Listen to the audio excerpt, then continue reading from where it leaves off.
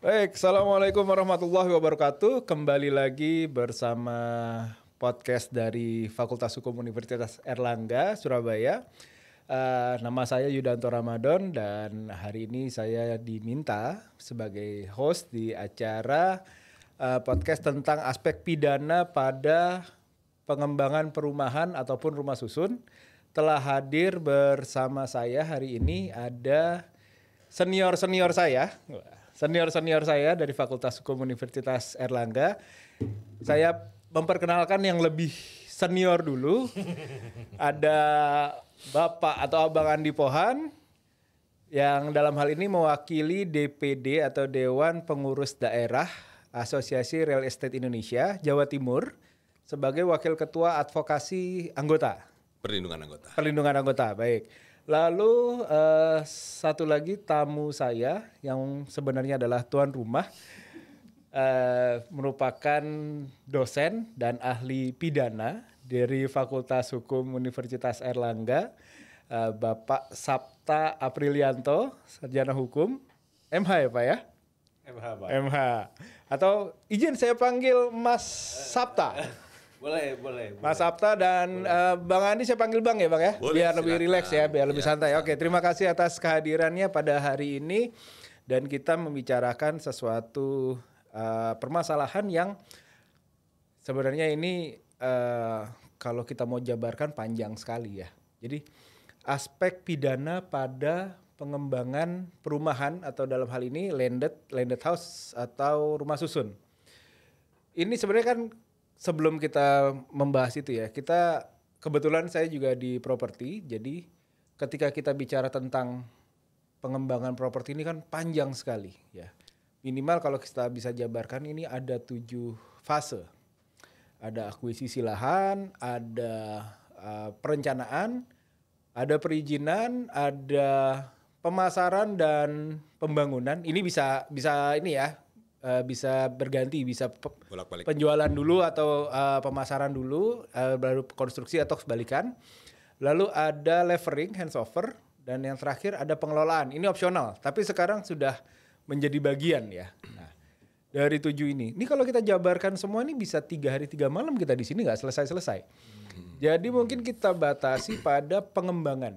Pengembangan ini di akuisisi lahan dan di perizinan.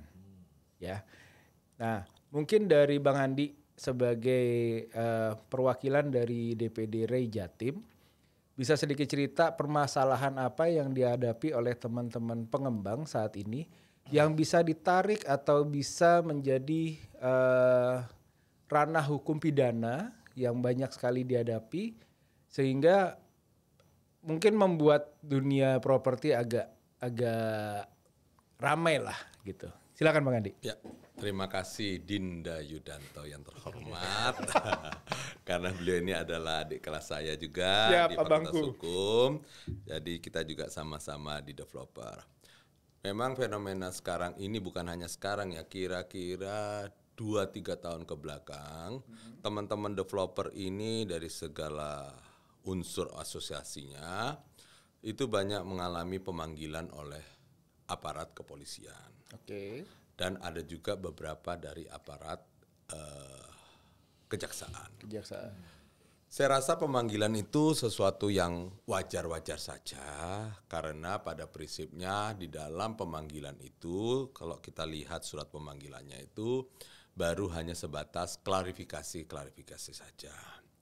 Nah, disinilah perlu kita juga mengedukasi teman-teman developer tentang seperti yang materi kita hari ini adalah akuisisi lahan maupun perizinannya. Bagaimana mereka memahami sampai seberapa jauh akuisisi lahan itu tidak bisa dikategorikan pidana dan sejauh mana juga masalah aspek perizinan tidak masuk ke ranah pidana. Oke. Memang ada beberapa di dalam proses akuisisi lahan itu yang menjadi debatable sebenarnya, yang baik dari unsur developer melihatnya dari kacamata bisnis, tapi unsur APH melihatnya dari kacamata peraturan atau perundang-undangan yang ada kaitannya dengan kepidanaan ataupun keperdataan dalamnya. Nah, disinilah memang saya rasa bahwa developer itu juga bukan hanya, walaupun itu developer UMKM, dalam artian di sini adalah developer yang mungkin bisa kita kategorikan lahan sampai 3 hektar, itu wajib juga memiliki legal. Sehingga mereka memahami aspek-aspek semuanya. Termasuk dalam aspek akuisisi lahan di sini adalah aspek pembebasannya. Pembebasan lah. Ya, secara bisnis kan suatu hal yang wajar dan lumrah bahwa pembelian lahan itu tidak dalam bentuk cash, tetapi melalui suatu proses. Oke. Bisa menjadi termin, bisa menjadi kerjasama lahan dan lain sebagainya. Betul. Aspek-aspek ini dari kacamata APH bisa berbeda. Untuk itu, karena ini terkait dengan penjualan dan mungkin dari pihak Mas Sapta bisa menambahi dari segi aturan-aturan yang ada, bahwa itu kadang-kadang dipandang seperti pelanggaran pidana karena ada unsur-unsurnya menurut kacamata APH. Oke. Nah, bagaimana di sini kita mensinkronkan ini menjadi satu bahasa, selama unsur-unsurnya tidak ada niat terhadap itu merupakan suatu areal bisnis as usual. Oke. Seperti itu. Oke, Bang Andi, kita sebelum kita jauh ke masalah perizinan, ini mau dengar. Jadi habis ini saya ke Mas Sapta. Dalam akuisisi lahan ada beberapa faktor ya. Kita sepakat tadi ada yang jual beli lahan atau dalam artian developer mengakuisisi dengan membeli. Ada lagi dengan in-bank atau menjadikan lahan sebagai modal, ya kan? Lalu ada lagi dengan JO, joint operational, ada lagi yang KSO, kerjasama operasional, sama lah itu. Banyak sekali. Nah, dari pengalaman yang sudah-sudah, rata-rata yang bermasalah ini adalah ketika di JO dan KSO, tetapi secara perdatanya biasanya, ya kan, bukan aspek pidana. Yang menjadi permasalahan di aspek pidana justru ada yang dijual beli, ya, dijual beli. Dari pendapat Mas Sapta sebagai praktisi akademisi di Universitas Erlangga, beberapa kali dijadikan pendapat atau dimintai pendapat sebagai ahli di aparat kepolisian. Kasus-kasus yang menjadi unsur pidana atau yang sudah dikaitkan dengan pidana itu dalam akuisisi lahan itu seperti apa biasanya? Ya, terima kasih Mas Yudanto dan Anda Andi ini. Susah lintas angkatan ini susah. Jadi begini ya, pertama kita bicara umum dulu ya. Syarat untuk orang dapat dipidana itu kan tentu yang paling utama adalah dia melakukan perbuatan pidana. Perbuatan pidana itu apa? Adalah suatu perbuatan yang oleh undang-undang dikualifikasi sebagai perbuatan pidana. Jadi undang-undang itu menyatakan sendiri bahwa itu sebagai perbuatan pidana. Lalu yang kedua yang paling penting adalah adanya kesalahan ya, atau actus reus mens rea. Ini kesalahannya harus melekat pada si pelaku tindak pidana. Nah, terkait dengan di dalam dunia bisnis ya yang melibatkan developer ya. Yeah. Apakah dalam hal ini, mungkin pertanyaannya, apakah dalam hal ini developer ini ketika melakukan penjualan gitu, dapatkah dia dikenai pidana? Ya saya kembalikan lagi, sepanjang memang itu diatur atau itu bersifat melawan hukum, maka memang dapat saja, tapi ada syaratnya gitu kan. Cuman kelazimannya jual beli itu kan hubungan keperdataan ya. Betul. Nah, itu dia. Jadi ada kontraktual di situ dan ada syarat-syarat tertentu. Tentu ini akan tidak membuat serta-merta lantas muncul pidananya. Harus ada kehati-hatian dan kesigapan dari aparat penegak hukum ketika akan menerapkan pemidanaan atau hukum pidana di dalam proses jual beli ini. Oke. Nah, kepada konsumen. terus. Sebab akarnya memang dia akarnya keperdataan, sepanjang tidak ada prosedur yang dilanggar, syarat administrasinya sudah terpenuhi semua sebagaimana diatur dalam undang-undang dan ketentuan yang lainnya, maka saya rasa tidak ada celah bagi tindak pidana. Nah, oke. Mas Anto, Bang Andi, ini kan melihat tadi struktur yang disampaikan oleh Mas Sapta tadi ya, bahwa dasarnya jual beli rumah ya. Kalau kita tarik lagi akuisisi lahan sampai dengan penjualan itu hubungan kontraktual yang artinya keperdataan ya. Dan ketika ini keperdataan, beberapa case yang udah kita alami ya, dalam artian gini, yang pengalaman kita juga melihat ada teman-teman developer ini dipidanakan, dilaporkan. Kalau kita bicara dilaporkan ke kepolisian berarti kan ranahnya pidana ya. Dan ketika dilaporkan ke pidana dan dari teman-teman aparat kepolisian itu menerima dan meningkatkan ya, melanjutkan proses dari lidik ke penyidikan dan seterusnya. Ini rata-rata memang cenderung satu, ketika seseorang atau sebuah developer ya, itu tanahnya belum selesai atau belum menjadi milik dia sudah memasarkan bahkan menjual kembali. Itu kan memang ada gitu. Memang ada, tidak semua ya. Tapi memang ada yang seperti itu. Terus yang kedua ternyata modal tanah tetapi tidak dilanjutkan. Itu kan kita bicara tentang pidana pada umumnya ya. Dalam artian itu yang semua diatur di Kitab Undang-Undang Hukum Pidana. Dan itu memenuhi unsur. Tetapi ada juga ya teman-teman yang sebenarnya bisa dibilang dia tidak ada istilahnya mens rea tadi ya. Niat jahatnya tadi tidak ada. Ada beberapa hal yang beberapa kali lah saya ataupun mungkin Bang Andi, mungkin Mas Sapta juga menerima laporan kayak ini saya sudah membangun, ya kan? Kita membangun perumahan, kita sudah dalam proses perizinan segala macam. Tiba-tiba ada panggilan tadi ke kepolisian. Nah, dengan dasar bahwa oh ini perizinanmu belum lengkap. Ya. Nah, ini Mas Sapta, ini kan aneh ya ketika kita ngomong perizinan. Perizinan ini kan sebenarnya wilayahnya bukan lagi pidana, bukan lagi perdata, tetapi administrasi. Karena itu kan berkaitan dengan pemerintahan setempat ya, pemerintahan kota maupun kabupaten. Kalau dia meliputi 2 kota ataupun 2 kabupaten jadi provinsi gitu kan, dan meningkat selanjutnya gitu.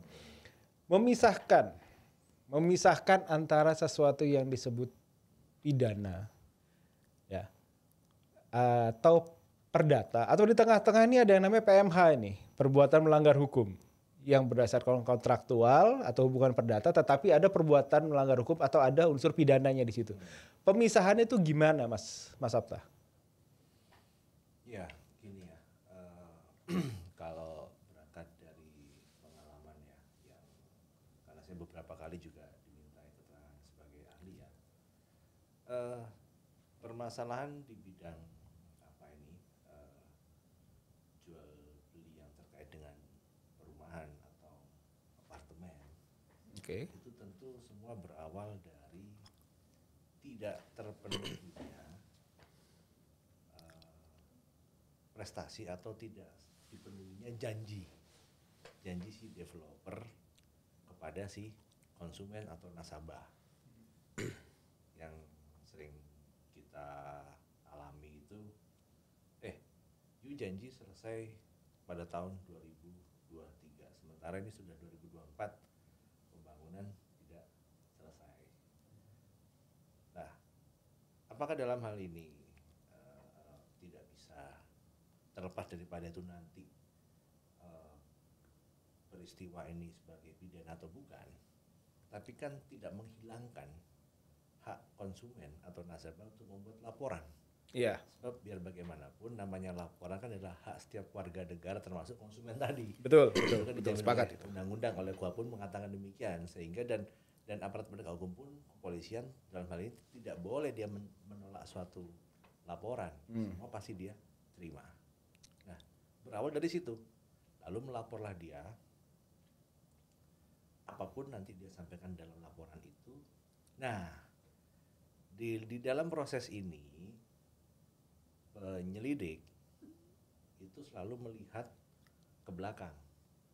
Bagaimana proses awalnya si developer ini bisa menawarkan apa yang ditawarkan, lalu syarat-syarat apa nih yang sekiranya tidak dipenuhinya. Nah Oke. ini di sini akan menjadi pintu masuk kan. Nah sementara kan walaupun ini kontraktual, tapi kan tidak terlepas dari syarat-syarat Betul. kontrak administrasi tadi itu kan terkait dengan perizinan tadi. Cuman sekali lagi sepanjang syarat-syaratnya telah maksudnya telah terpenuhi, prosedurnya telah terpenuhi, izin pun sedang dalam pengurusan katakanlah misalnya. Oke. Bagi saya itu tidak cukup untuk dikatakan itu sebagai telah terjadi tindak pidana sepanjang memang izin ini dalam proses. Oke. Dalam proses, karena kan mau nggak mau kita akan bicara niat jahat mens rea, kita nggak bisa melepaskan sangkaan pidana tanpa melihat niat jahat itu. Jadi harus ada niat jahat ya Itu di yang dalam paling situ. penting dan dalam hal ini sepanjang semua prosedur telah dilaksanakan, perizinannya pun ada atau sedang dalam pengurusan. Nah, ini sulit untuk dikatakan di situ melekat kesalahan mens rea itu sulit Untuk iya, karena memang diterapkan. ini sifatnya kan administrasi gitu. Dan sekalipun ada undang-undangnya secara khusus mengatur tentang kayak saya ambil contoh di dalam undang-undang perumahan dan kawasan pemukiman ya. Yeah. Di situ ada ketentuan pidana kira-kira ada 10 sampai 12 pasal ya. Saya ambil satu contoh pasal 151 lah, kebetulan ini di depan saya ada ini ya. Saya bacakan. Boleh. Silakan. Mas Yuda ya. Jadi setiap orang yang menyelenggarakan pembangunan perumahan yang tidak membangun perumahan sesuai dengan kriteria, spesifikasi, persyaratan, prasarana, dan utilitas umum yang diperjanjikan, nah, gitu kan, ini dapat dipidana selama dengan penjara, dipidana denda ya paling banyak 5 miliar. Pemidananya bukan pemidanaan badan, tapi pemidanaan denda. Nah, apapun ini ketentuan pidana, ya ketentuan pidana, tapi bukan pemidanaan badan. Bukan. Oke, menarik Ya kan? ini. Denda, tapi kan pidana. Nah, ini ketentuan ini pidana boleh, boleh sepanjang undang-undang sudah mengatur itu dan menuliskan itu, maka dia berlaku sah dan mengikat.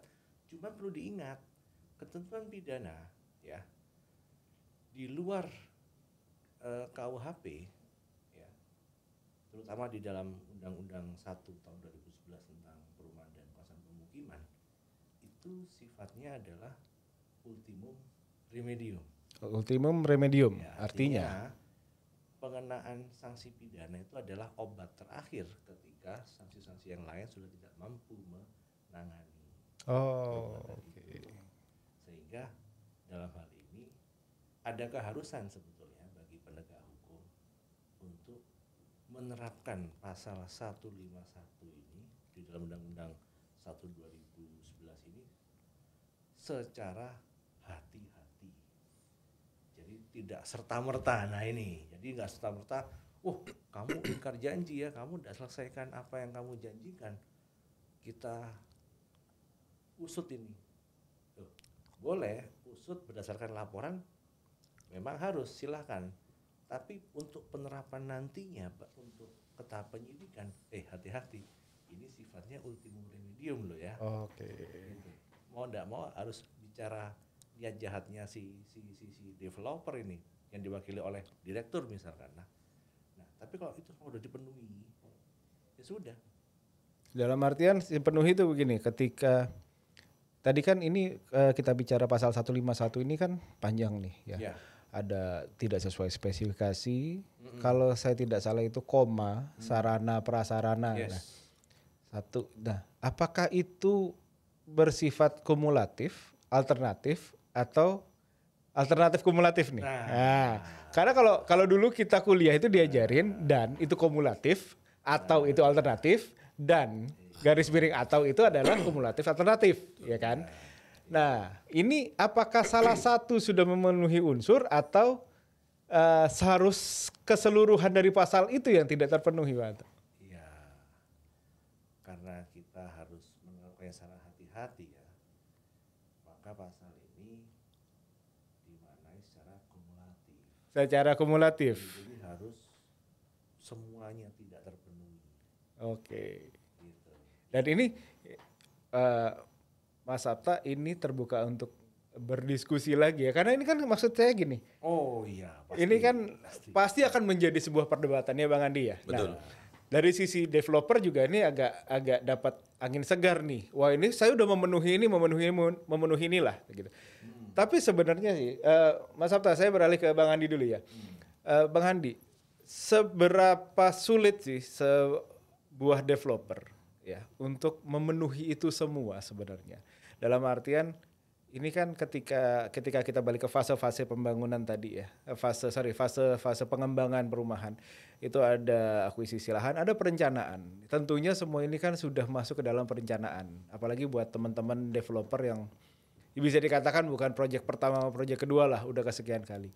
Seberapa sulit memenuhi janji ya atau memenuhi sarana prasarana yang sudah ditentukan oleh peraturan perundang-undangan gitu? Ya, terima kasih. Dinda Yudanto, nah, saya sepakat dengan Dinda. Pasti sepakat. Jadi pada prinsipnya begini, perizinan itu adalah suatu kewajiban buat developer. Pasti ya, suatu hal yang harus dipenuhi oleh developer selama berniat untuk berbisnis secara sah. Okay. Perizinan pada prinsipnya juga tidaklah sulit, apalagi di era sekarang. Walaupun dengan sedikit kendala-kendala yang ada. Betul. Tapi semuanya bisa diatasi, semua bisa dilalui. Terkait dengan APH tadi yang dikatakan oleh Dik Sabta tadi bahwa pihak penyelidik di sini adalah kepolisian atau HPH yang lain, harus melihat dulu. Karena developer itu juga untuk sampai menjadi real, jual beli terjadi. Kebanyakan kan hampir 80%, 70% itu adalah melalui KPR perbankan.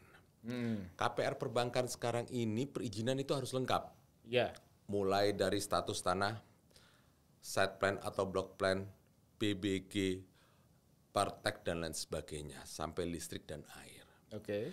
Sebenarnya itu semua sudah terpenuhi pasti kalau itu sudah ada KPR-nya. Yeah. Andai kata belum terjadi KPR, itu di developer istilahnya hanya uang titipan. Jadi menurut kami tidak bisa juga itu dimasukkan kepada ranah pidana. Walaupun IMB-nya belum selesai ataupun set plan-nya mungkin belum disahkan dan lain sebagainya. Jadi itu masih uang titipan menurut versi kami. Namanya uang titipan ya bisa dimintai kembali dalam hal ini. Lain kalau itu sudah terjadi uang muka. Oke. Kalau uang muka kebanyakan juga developer sudah melengkapi administrasi perizinannya dia. Itu dilakukan. Sebenarnya di sini bahwa yang menjadi pertanyaan kami di developer, sampai sejauh mana APH ini memandang perizinan, lingkupnya dia itu di mana? Sebab pemahaman kami itu administrasi di sini adalah ranah Satpol PP. Ya, pemerintah kota dengan instrumennya kota, ya. Baik kabupaten maupun kota. Okay. Jadi mereka lah yang wajib melakukan penertiban terhadap misalnya sudah ada pembangunan tetapi belum ada IMB atau PBG sekarang. Sudah ada pemecahan sertifikat di BPN tapi belum ada site plan-nya. Tapi itu pun kebanyakan tertolak di BPN. Jadi pada prinsipnya secara administratif seperti tadi katanya Dik Sabta tadi bahwa sudah dimaknai proses ya mengajukan izin, ya seharusnya itu masuk ke ranah yang jauh dari hukum pidana. Kemudian pidana ini baik pidana badan ataupun pidana denda, saya kurang tahu persis ya. Tetapi yang menarik tadi juga Dik Sabta mengatakan apa ya tadi ya, lupa saya. Prasarana-sarana dan spesifikasi yang ada. Okay. Pada prinsipnya harga yang diterapkan oleh developer itu sudah memperhitungkan itu semua. Sarana prasarana baik fasum, fasos ataupun spek bangunan yang diinginkan. Cuma memang di sini perlunya adanya sosialisasi yang lebih jauh lagi kepada para pengembang untuk patuh terhadap apa yang sudah dia tawarkan. Oke. Seperti itu. Nah itulah makanya saya dari dulu sebagai pengurus DPD kepingin adanya suatu bentuk baku di dalam suatu jual beli, mulai dari surat pemesanan rumah sampai rinciannya SPR-nya itu Material yang sama-sama melindungi developer juga melindungi user, seperti itu. Bang Andi, jadi gini, tadi kan kita sebelum ke bentuk baku tadi ya, saya juga punya pengalaman untuk bicara dengan beberapa APH ya. Secara normatif mereka mengatakan bahwa gini, yang kita lakukan ini adalah memanggil teman-teman developer gitu ya, untuk mengklarifikasi gitu, semata-mata untuk mencegah ya, mencegah adanya korban-korban penipuan dari developer. Yang mana karena kita di background properti juga ya, jadi kita sama-sama tahu developer yang nakal tuh banyak. Buktinya banyak sekali ya laporan yang masuk. Tapi developer yang baik-baik saja itu juga lebih banyak. Buktinya banyak perumahan yang sudah diserah terimakan, terbangun serah terimakan, ya kan, sudah berpenghuni gitu. Jadi kita nggak bisa ngomong bahwa semua developer itu nakal, ya kan. Mungkin ada yang baru belajar nakal. Tetapi biasanya gini Bang. Developer yang sudah punya pengalaman, mereka yang sudah project kesekian kalinya gitu ya, mereka tahu konsekuensi ketika mereka tidak mengikuti aturan, sehingga mereka berusaha untuk main aman ikut aturan ya. Nah ini kan rata-rata developer baru yang terlalu melihat bisnis properti ini indah sekali, padahal nggak seindah itu ya, faktanya ya nggak seindah itu. Abang dari Asosiasi Real Estate, DPD REI Jawa Timur, apakah hal-hal seperti ini kepada pengembang baru ini sudah disampaikan? Atau fungsi organisasi untuk ngomong, pengembang baru, ini loh yang harus kalian lakukan, ini yang harus diinikan itu. Apakah sudah ada upaya-upaya di situ untuk mengurangi potensi-potensi masalah gitu? Ya, jadi gini. Kami di REI ini memang suatu organisasi tertua di Republik ini di bidang perumahan. Maupun organisasi lain yang adik-adik kami lah seperti itu. Selama dia ikut organisasi, insya Allah yang nakal itu kecil. Ada tapi kecil. Lebih banyak yang baik-baik saja. Karena kami terutama di REI di sini ya, saya berbicara atas nama REI, bahwa kami secara rutin hampir setahun bisa sekali, minimal sekali lah, itu melakukan pelatihan-pelatihan kepada developer-developer baru ataupun muda. Sehingga dengan demikian kami beri pemahaman-pemahaman, pengertian-pengertian ke mereka, mereka tahu alurnya bagaimana, arahnya bagaimana. Di samping itu juga bahwa di kami untuk menerima anggota tidak semudah menerima anggota yang penting bayar, selesai tidak. Kami selalu melakukan seleksi terlebih dahulu, memberikan pemahaman secara umum kepada anggota-anggota kami. Dari peta yang kami punyai, relatif bahkan 1% saja tidak ada dari kami yang nakal, anggota REI ya. Tetapi memang perlu juga diketahui banyak mantan anggota REI juga yang nakal, mantan. Jadi kalau yang namanya mantan bukan dalam binaannya kami. Karena kami cukup responsif di sini bila ada aduan ke REI, selama itu anggota kami akan responsif dan segera menindaklanjuti memberikan arahan-arahan. Berarti organisasi menjalankan fungsi pengawasan, pembinaan gitu ya. Tetapi tetap dalam artian gini, developer tetap menjadi perhatian khusus dari APH, ya kan? Saking mungkin dengan ya kita harus akuin, terutama kemarin waktu pandemi itu banyak sekali perumahan-perumahan yang gagal bangun, entah ada mens reanya atau memang karena kondisi pada saat itu perekonomian sangat tidak baik ya. Lalu sekarang ini juga banyak hasil-hasil dari mungkin zaman-zaman COVID kemarin. Tetapi kan kuncinya begini, tadi Mas Sabta menyampaikan pidana itu adalah kuncinya di mens rea. Ya, mens rea itu artinya ada niat jahat ini ada nggak sih dari awal gitu. Apakah ini karena satu kondisi atau karena memang niatan jahat gitu. Tapi Mas Sabta untuk bisa menarik ya sebagai contoh gini, developer nakal nih ya. Kan selalu ada lah yang seperti itu. Tadi Bang Andi juga bilang ada lah yang seperti itu ya. Eh, Ketika sebuah developer dia gagal serah terima atau mungkin yang udah terjadi nih ya di rumah susun atau mungkin istilahnya sekarang apartemen. Orang sudah bayar tapi tidak dibangun-bangun atau dia beli rumah nggak dibangun-bangun, ya kan? Itu kan kalau kita bicara kontraktualnya berarti kan one prestasi nih, ya kan? Ya. Tapi kadang-kadang one prestasi ini sulit gitu loh untuk ini kita ngomong kepastian hukum bagi para pembeli ya, dari para customer ya. Sulit gitu loh untuk ini. Kan kalau satu-satu gitu menggugat mungkin mereka bilang prosesnya agak ribet sehingga mereka memilih laporan polisi. Menarik untuk gimana caranya ini bisa menjadi sebuah pidana. Karena ada fase-fase one prestasi kah atau PMH kah, perbuatan melanggar hukum kah, atau bisa langsung ke pidana gitu. Proses yang harus mereka tempuh ini kira-kira yang efektif lah. Kita bicara efektivitas saja. Seperti gimana? Seperti apa? Dari kacamata siapa nih? Dari akademisi. Apa yang harusnya dilakukan? Oke, Gitu. artinya apa yang harus ini oleh si developer kah atau oleh Dari si konsumen. Customer. Ya begini. Sekali lagi ya. Ini apa? Memang laporan itu kan hak setiap orang. Betul. Ya. Saya sih bisa merasakan ya, mungkin developer ini sudah tiap bulan dia bayar, dia sudah selesai tanyakan kepada developer, tidak ada kabar, ya kan? Sudah pula disomasi, mungkin. Ya sudah, saya laporkan saja paling enak ini kan. Nanti biar apa kata proses lidik dan sidik lah, gitu ya. Cuman ya gini ya, kontraktual ya.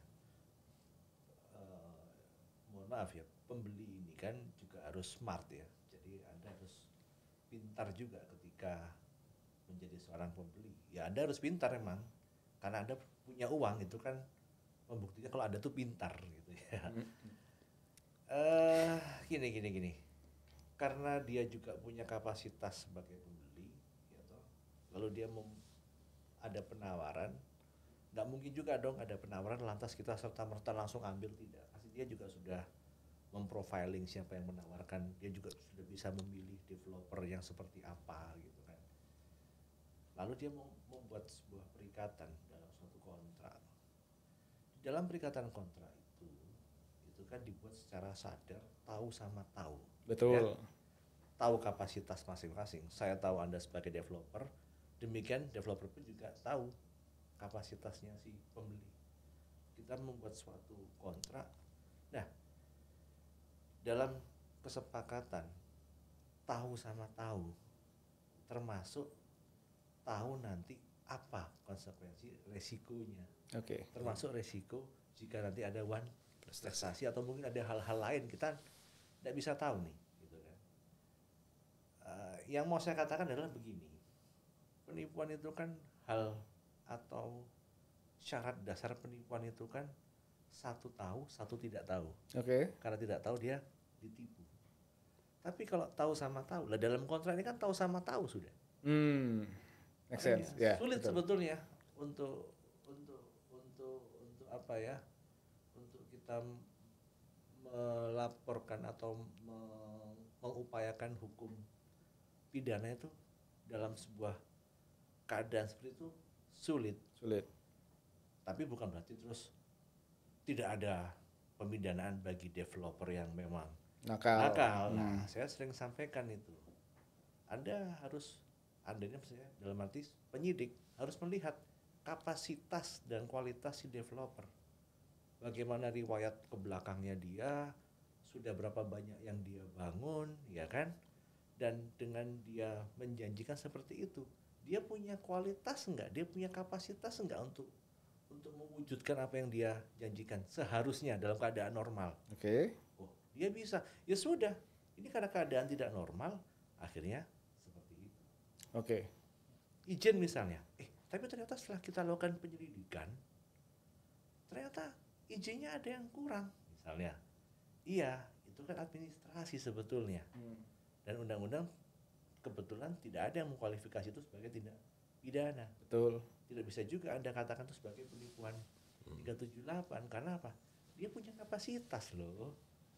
Kecuali kalau emang dia sudah tidak berizin, kapasitas kualitas tidak ada, kemudian manajemennya juga tidak bagus, ya kan? Nah ini patut diduga. Nah ini yang tadi disampaikan tadi, ada developer yang nakal dan belajar nakal, kan begitu. Betul.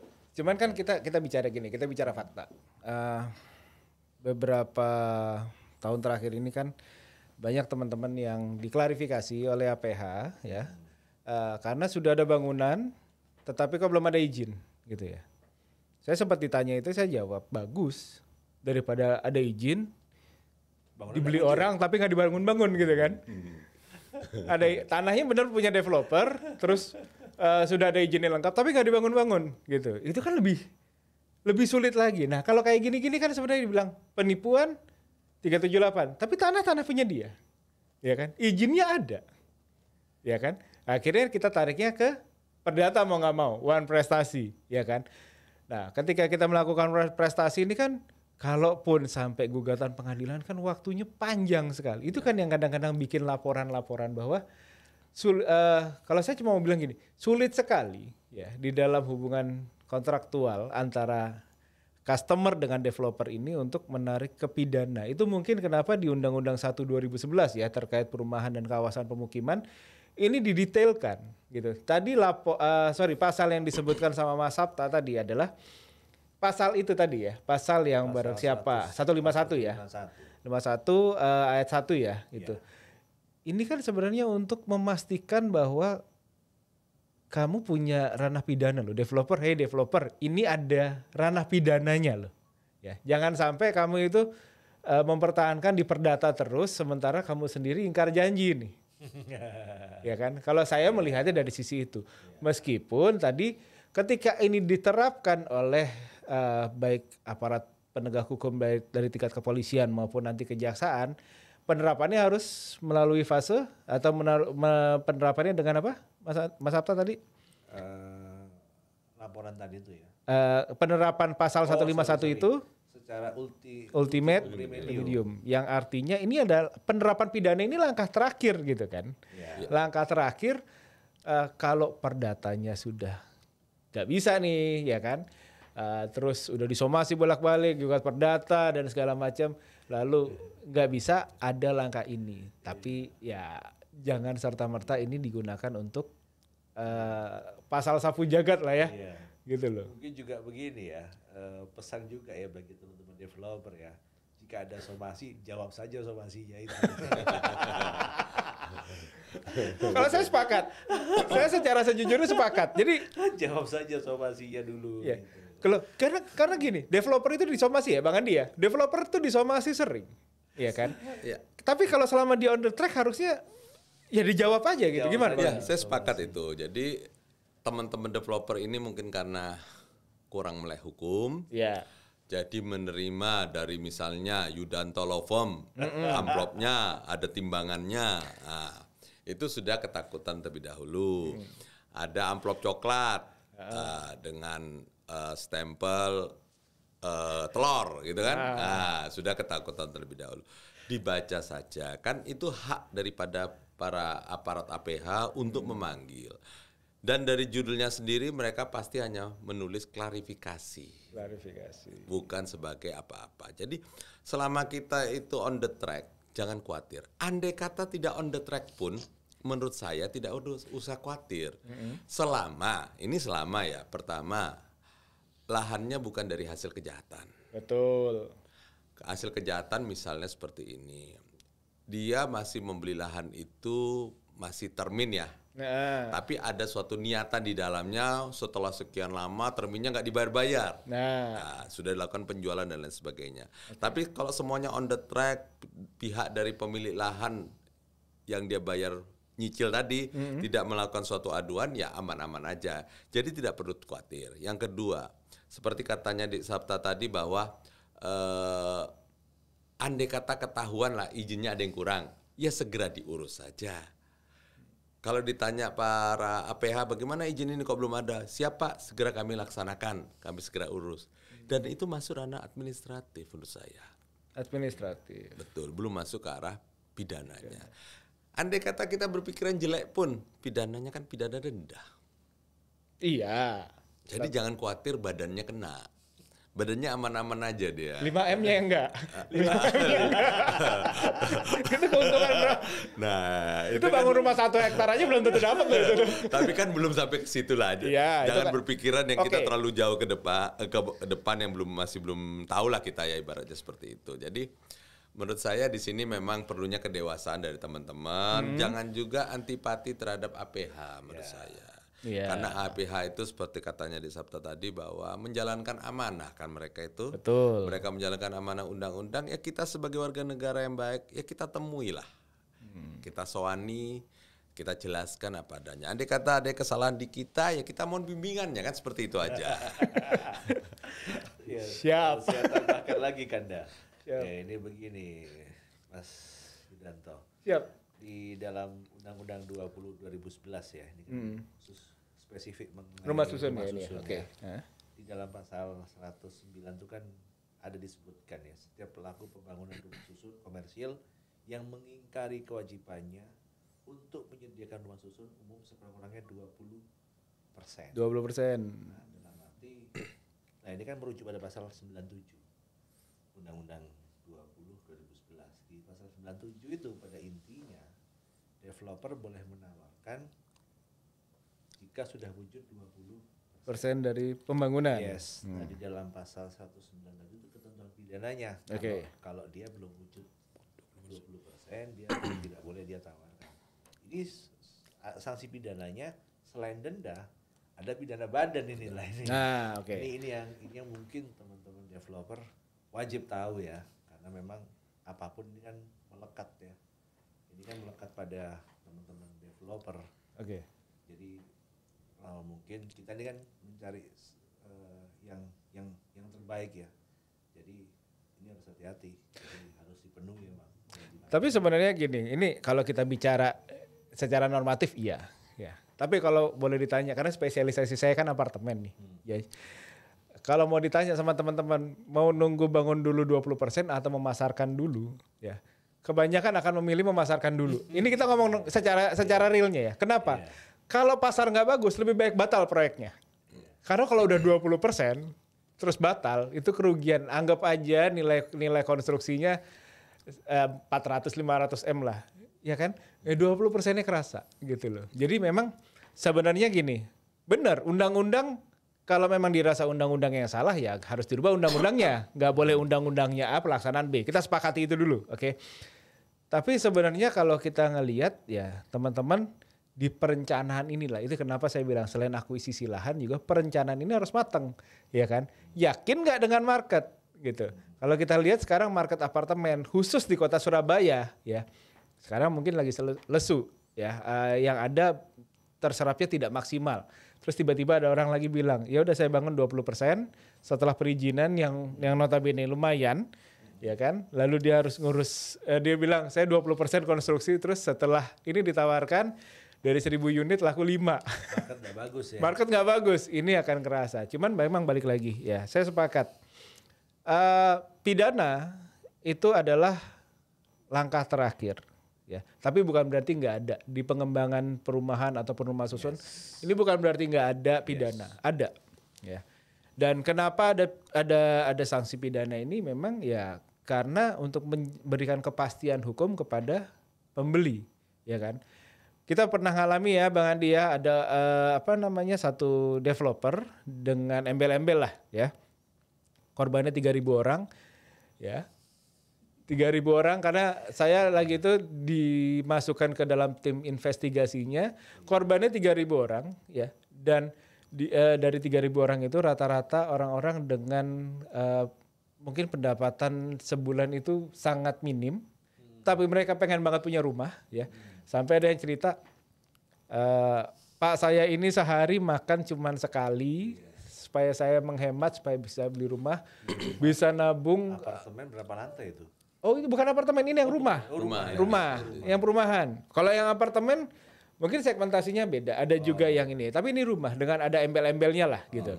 Jadi ketika dia ini, nah saya itu sempat ngelihat bahwa jadi intinya gini, dia datang ke kantor cerita permasalahannya, saya bilang oke, setelah saya jelaskan, padahal saya ini bukan developernya kan, ya saya tahu doang nih masih developer ini nih.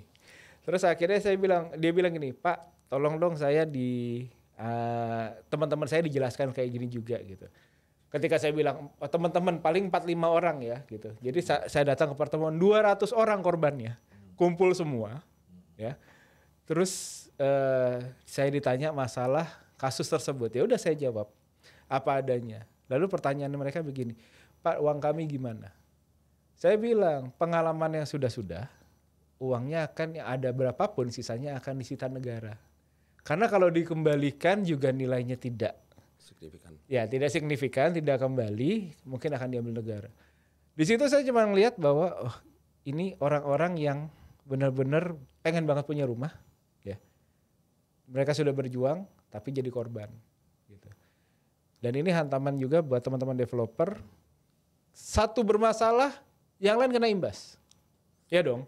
Betul. Ya kan, kena imbas ketika satu bermasalah, wah ini perumahan lagi nggak bagus segala macam, yang lain yang baik-baik saja kena imbas. Jadi ya menurut saya teman-teman developer harus saling ngejaga, saling ngingetin ke teman-teman lain bahwa berhentilah bikin kasus gitu. Ya.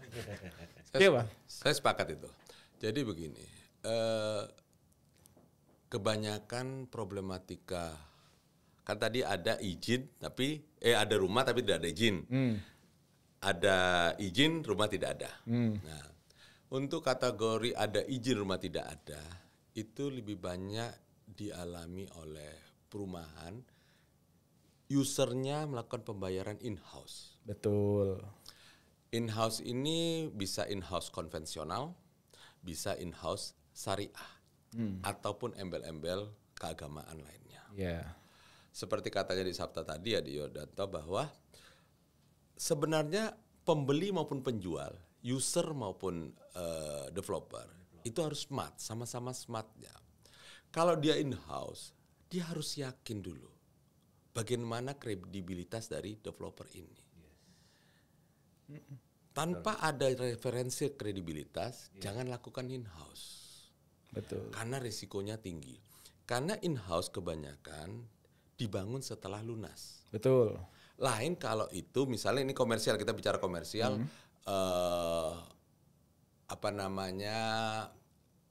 DP lewat bank. DP anggaplah 20-30%. Andai kata kerugiannya pun 20-30%, bukan saya mengecilkan arti kerugian ya. Iya. Tetapi dia tidak sebanyak yang in-house.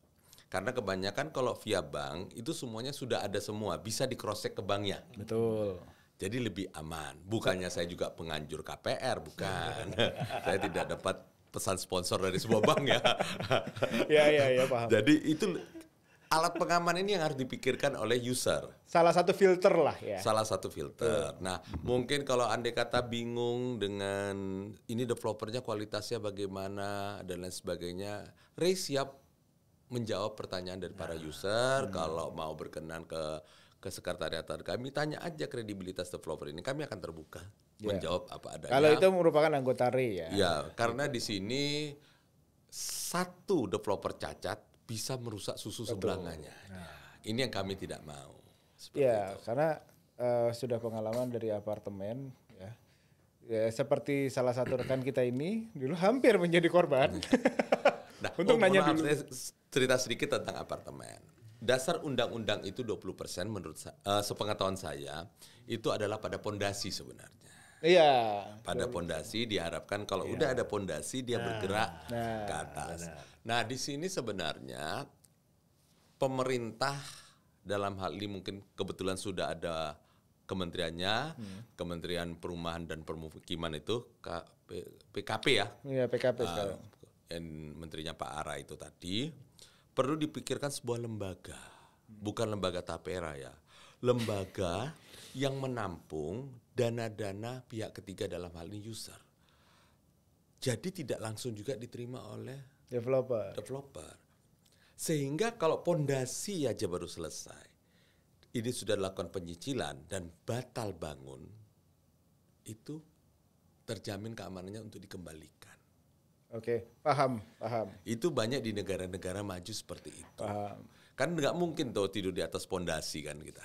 Kalau andai kata pondasinya selesai. Ya, paham itu. Tapi itu akan membutuhkan banyak diskusi-diskusi. Pasti. Ya kan? Karena itu sebagai lembaga penengah lah ya istilahnya kan. Iya.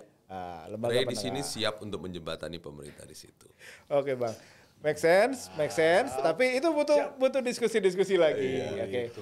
Cuman gini, intinya apa yang kita perbincangkan tadi mungkin ada yang perlu saya perjelas dari Bang Andi. Memang pada saat itu perumahan yang berkasus ya itu adalah perumahan yang memakai embel-embel syariah. Sementara kita sendiri sudah berdiskusi tentang perumahan syariah.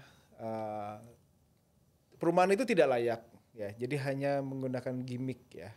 Hanya menggunakan gimmick syariah. Bukan rumah syariah itu tidak jelek. Sekali lagi saya sebagai developer mengatakan itu tidak jelek.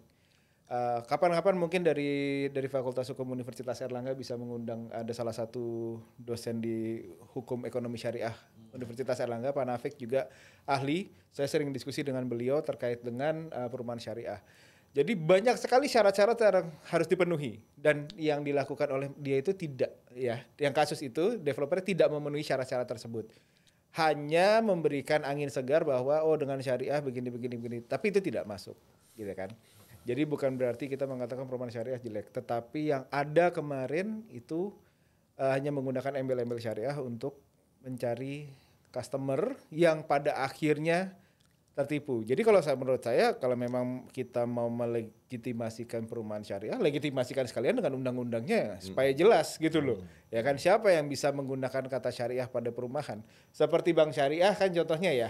Itu kan jelas lah dia bisa menggunakan nama bank syariah kan karena ada ketentuan-ketentuannya gitu loh, harus mengikuti supaya nggak salah nanti dipikirnya kita menjelekan. Nggak ada yang salah adalah pelakunya yang kemarin. Jadi mungkin ini waktu juga sudah hampir selesai. Pertanyaan terakhir buat Bang Andi dan Mas Sabta masing-masing ya. Jadi gini, Bang Andi, tadi ada satu usulan terkait dengan lembaga penengah antara customer dengan developer, ya kan? Itu saya kebetulan dulu pernah men-study ini, mempelajari ini di samplingnya di Australia. Dalam membuat regulasi seperti itu kan bisa mengurangi potensi-potensi terjadinya fraud, potensi-potensi terjadinya tindak pidana di dalam ini.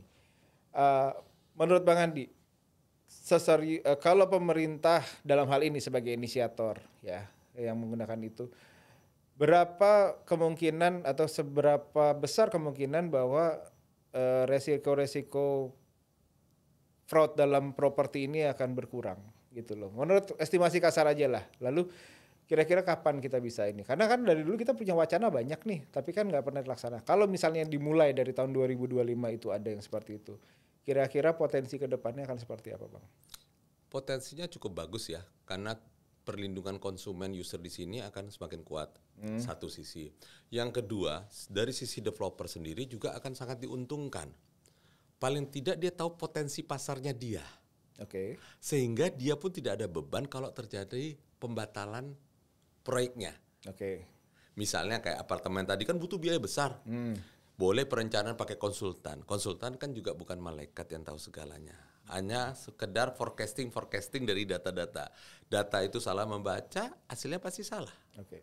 Nah, dengan dana pihak ketiga diamankan, developer juga aman, sehingga niat dari para masyarakat untuk membeli ini juga bisa tercapai. Mungkin dia memindahkan ke PT yang lain atau developer yang lain. Itu pertama. Jadi ini kemungkinan angka keberhasilannya cukup tinggi menurut saya untuk pengamanan pihak developer maupun user. Okay. Yang kedua, mengenai tata aturan tentang ini, saya rasa lewat suatu mekanisme mungkin di bawah undang-undang membentuk sebuah itu dengan mungkin Sabta yang lebih tahu lah, mungkin bukan perpu ya atau apapun ya, yang untuk dana pihak ketiga bisa ditampung seperti itu lewat suatu lembaga, di mana lembaga ini benar-benar juga harus diawasi seperti itu, sehingga lembaga ini hanya bersifat menampung dalam artian bahwa tidak boleh digunakan untuk investasi yang lain. seperti itu. Oke, itu usulan menarik. Mudah-mudahan ada yang mendengar dan bisa menginisiasi. Kalau dari untuk Mas Sabta tadi saya sepakat dan saya tertarik dengan pernyataan bahwa customer harus smart juga, ya kan, untuk membeli properti. Apalagi properti kan satu long term agreement istilahnya. Ya. Yes. Kalau memutuskan KPR itu kan setidak-tidaknya 10 tahun tuh. Pasti. Ya kan, 10 tahun. Sekarang bahkan dibuka sampai 30 tahun. Ya kan? Jadi kayak kalau orang baru lulus kuliah kerja nih di umur 25, kalau dia hampir pensiun, ya kan baru lunas gitu. Ya, dan tapi siapa sih yang pengen bermasalah gitu kan. Nah, kalau Mas Sabta ngelihat kepada memberikan setidaknya gini, ke teman-teman developer, bukan menghindari hukum ya, menghindari bermasalah dengan hukum. Dan kepada teman-teman customer yang sekarang bermasalah dengan hukum, mungkin ada insight atau masukan apa yang mereka harus lakukan gitu. Oke, mungkin gini ya, developer mungkin ya dia harus menjalankan bisnisnya dengan itikat baik ya, karena memang itu kan dasar sebuah kontrak, akad kontrak itu kan di situ ya. Jadi undang-undang sudah memberikan arah-arah itu ya, setidaknya perizinan dan keperluan administrasi itu dilengkapi semua ya, karena itu akan melindungi dari yaitu tadi dugaan-dugaan tadi itu. Sepanjang semuanya lengkap ya kan, prosedurnya sudah dijalankan, diterapkan, maka ini kan sebuah proses ya. Memang endingnya adalah hasil ya, karena kan resultan verbintenis ya, hasil akhir ya. Tapi kan ketika hasil akhir itu tidak sesuai, ini kan harus ada penjelasan alasan-alasan hukum ini yang dapat disampaikan. Siap. Karena kan dia berurusan dengan konsumen gitu. Nah, bagi konsumen juga mungkin begini ya, ya memang kita harus smart tadi. Smart itu dalam arti ya smart dalam melakukan tindakan hukum, sebab yang dilakukan oleh konsumen ini kan sebuah tindakan hukum ya, mengikatkan diri pada korporasi atau orang lain gitu kan. Kemudian kita memberikan sesuatu, tentu kita juga berhak mendapatkan sesuatu. Betul. Gitu kan. Nah, itu kita harus melakukan dengan berhati-hati dan dengan bijak menyikapinya gitu loh. Dan kita juga ketika kita sudah bersepakat, maka kita sepakat pula loh ya dengan resiko yang nanti mungkin akan terjadi gitu loh. Nah, upaya hukum memang yang dapat dilakukan manakala timbul permasalahan, ya memang bisa ke ranah keperdataan, bisa pula ke ranah pidana gitu kan. Tapi kalau dari konstruksi hukum ya, karena memang ini ranah sebuah hubungan private, ya maka kan gini ya, kalau dalam kontraktual itu kan jika kontrak itu di prestasi nggak dilakukan, maka one prestasi gitu ya. Atau kalau memang di situ ada hal-hal yang sifatnya melanggar hukum, ya silakan gugat PMH gitu ya. Atau bisa juga ya tadi, sudahlah saya sudah berdekatan dan saya sudah somasi, tidak ada jawaban, nah, gitu ya, saya lapor polisi saja gitu kan, yaitu hak ya gitu. Dan kalau saya sering bilang ke teman-teman, ke rekan-rekan itu, jadilah polisi bagi diri kita sendiri. Oke. Artinya kita harus mau tidak mau kita harus meneliti dan memprofiling itu penting ya. Dan juga mungkin yang terakhir bagi penegak hukum ya ini, apapun ketentuan pidana itu sifatnya ultimum remedium. Jadi dia sebagai usaha terakhir ya. Tidak selalunya kegagalan pembangunan itu beraspek pidana. Itu memang tidak menutup kemungkinan itu ya kan. Tapi secara prosedural kan APH ini kan juga harus berdasarkan pada dua alat bukti untuk menyatakan sebagai tindak pidana. Selain juga harus pemenuhan unsur mens rea tadi. Ini tuh ya. Oke, terima kasih. Kalau sedikit saya mau menyampaikan, buat teman-teman customer atau calon customer ya. Anda punya hak penuh untuk tahu Anda membeli apa, dengan siapa. Jadi ketika Anda pengen beli properti atau rumah, Anda punya hak penuh untuk tahu apakah itu pemilik lahannya adalah developer, rumahnya akan menjadi seperti apa, lalu perizinannya sampai di mana, itu hak Anda penuh. Jadi kalau misalnya ada developer yang menolak memberikan dengan sejelas-jelasnya, saya sendiri sebagai developer, Bang Andi juga sebagai developer, kita menyatakan bahwa lebih baik jangan. Karena kalau developer itu jujur, dia akan nunjukin semua. Justru dia akan nunjukin semua. Ini loh, ini punya saya, ini proyek saya. Dengan PD, ya, dengan percaya diri. Itu yang pertama. Lalu buat teman-teman developer juga sama seperti yang disampaikan oleh senior saya di sini tadi bahwa ayo kita berjalan di jalan yang lurus. Saya tahu lah perizinan itu kadang up and down, ya kan. Kadang-kadang tiba-tiba kita udah mau selesai, ada lagi perubahan aturan yang menyebabkan kita harus mengurus ini itu dan segala macam. Turutin. Jangan pernah punya mens rea ya Mas Anta ya. Mas Sabta ya. Jangan pernah punya niat jahat ya. Carilah uang dengan sebanyak-banyaknya dan dengan cara sebaik-baiknya. Supaya iya benar. Iya kan? Supaya bisnis kita sustain, rezeki kita sustain ke depannya juga. Karena saya tahu sendiri, karena saya sering melakukan pendampingan, bermasalah dengan hukum, apalagi hukum pidana itu cukup menyita banyak hal, ya, menyita banyak hal. Jadi sebisa mungkin kita jangan berurusan dengan pidana, gitu loh, ya. Dan terakhir buat Bang Andi Pohan, Mas Sabta. Mudah-mudahan kita punya kesempatan karena sebenarnya masih banyak yang mau saya gali mau kita gali tentang ini dan mudah-mudahan dari pihak Fakultas Hukum Universitas Airlangga juga memberikan narsum-narsum yang berbeda lagi ya kan. Jadi kita bisa membahas nggak dari sisi pidana saja, dari perdata, mungkin dari administrasi, dari macam-macam. Tujuannya tidak lain tidak bukan kita pengen men-share edukasi dengan harapan semakin sedikit korban-korban atas tindak pidana ke depannya dan makin banyak masyarakat yang bisa memiliki rumah. Amin. Amin. Saya Yudanto Ramadan dengan Bang Andi Pohan dan Mas Sabta Aprilianto pamit undur diri. Assalamualaikum warahmatullahi wabarakatuh. Waalaikumsalam.